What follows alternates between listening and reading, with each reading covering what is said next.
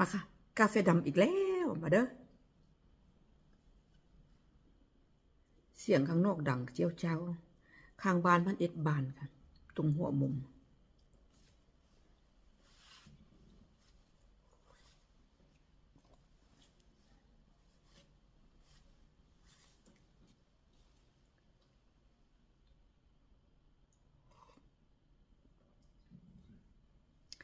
มีแหงขนาดค่ะ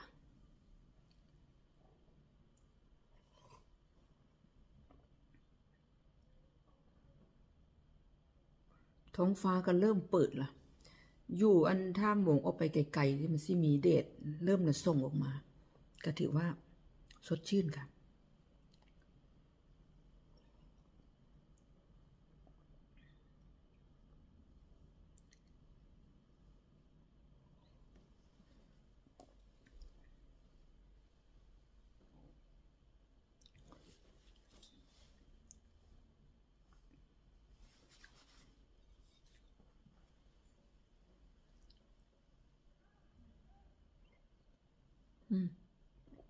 เสียงดังเจียวเจ้าเนาะค่ะเนาะส่งของไงวะมาส่งของรถส่งของ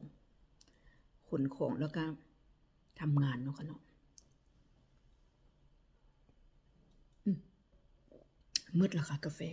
คนเว้านี่ก็น่ะไปทำงานซ้อยแฟนอยู่เรือนะคะมื้อนี้เย็นตอนนี้6 องศาซื้อเสื้อผ้าหนาๆค่ะมาผู้เหลืออันขยันก็มาไปทำงานกับเอ่ยเนาะค่ะเนาะขึ้นเรือลงเรือขึ้นเรือลงเรือค่ะม่วนขนาดเลยพบกันคลิปหน้าค่ะสวัสดีค่ะ